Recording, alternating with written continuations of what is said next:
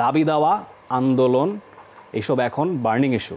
Social মিডিয়াতে সবখানে আমরা দেখতে পাচ্ছি অনেকে সোচ্চার হচ্ছেন। নিশ্চয়ই দীর্ঘদিনের ক্ষোভ থেকেই এই দাবিগুলো আসছে। কিছু যৌক্তিক, কিছু হয়তো বা কম যৌক্তিক, নানান ধরনের পক্ষে বিপক্ষে ডিবেট থাকতে পারে। বিসিবিও তার ব্যতিক্রম হচ্ছে না। বিসিবিতেও এই মুহূর্তে না, গতকালকে ইনফ্যাক্ট সারা দেশ থেকে ক্রিকেটাররা এসে বেশ কিছু ন্যায্য দাবি তারা জানিয়েছেন। আমরা সেই দাবিগুলো সম্পর্কে কথা বলতে চাই। রাহুল, যে দাবিগুলো তারা জানিয়েছেন, first class, second class, third class সব কিছুকেই তারা ইনক্লুড করেছে। সেখানে ন্যাশনাল চ্যাম্পিয়নশিপের খেলা 3 দিনের ক্রিকেট ম্যাচ চালু করার কথা তারা বলেছে, আম্পায়ারিংয়ের মান উন্নয়নের কথা উঠে এসেছে,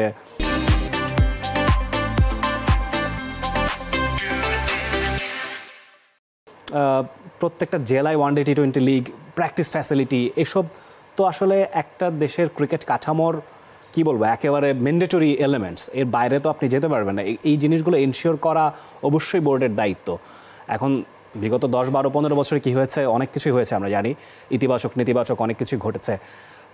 সেই ব্যাপারটাই দেখুন, 2019 সালে তো ন্যাশনাল টিমের প্লেয়াররাও এইসব ব্যাপারে সোচ্চার হয়েছিলেন। সাকিব, মুশফিক, তামিম সবাই সেখানে ছিলেন কাছাকাছি দাবি নিয়েই। সেগুলো যে বাস্তবায়ন হয়নি তার প্রমাণ হচ্ছে ক্রিকেটারদের এই নতুন করে সোচ্চার হওয়া। এক্স্যাক্টলি।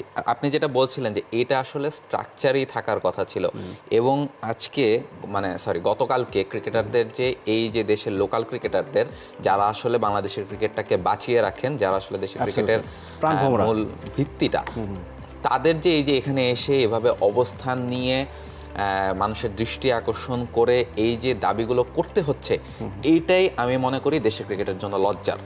কারণ বাংলাদেশের ক্রিকেটের কাঠামোটা এই ক্রিকেটারদেরকে দেখভাল করছে না, এবং এই ক্রিকেটাররা যা আসলে পাওয়ার কথা ছিল তাদের, যেটা আসলে ক্রিকেটারদের ন্যায্য দাবি, সেটা আসলে তারা কেন পাবেন না? আপনি এই যে দাবিগুলোর কথা যেগুলো বলছেন, যে ফার্স্ট ক্লাস ক্রিকেট বা যেই লোকাল ক্রিকেটে যারা খেলেন, তারা আসলে কেন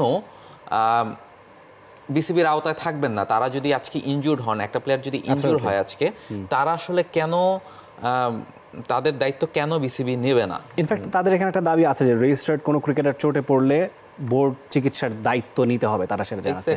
তার মানে এই মুহূর্তে রেজিস্টার্ড ক্রিকেটারদের দায়িত্ব বোর্ড বিসিবি নিচ্ছে না। এটা খুবই হতাশাজনক, এবং আমরা কখনো আসলে ফোকাসডই না। আমরা নিজেরা ক্রীড়া সাংবাদিক হিসেবে কতটুকু খোঁজখবর রাখছি। তৃণমূলে অনেক এরকম ট্যালেন্টেড ক্রিকেটার আছেন, অনেক প্রতিভা আছেন যারা অঙ্কুরেই বিনষ্ট হয়ে যাচ্ছেন। প্রপার নার্চারিংটা হচ্ছে না। ক্রিকেট ইনফ্রাস্ট্রাকচারটা ঢাকার বাইরে কি কোথাও প্রপারলি আছে? হ্যাঁ, চট্টগ্রামে ইন্টারন্যাশনাল ম্যাচ হচ্ছে, সিলেটে হচ্ছে, ইতোপূর্বে বগুড়ায় হয়েছে, খুলনায় হয়েছে, কোথাও কিন্তু ক্রিকেট হাব তৈরি করা সম্ভব হয়নি।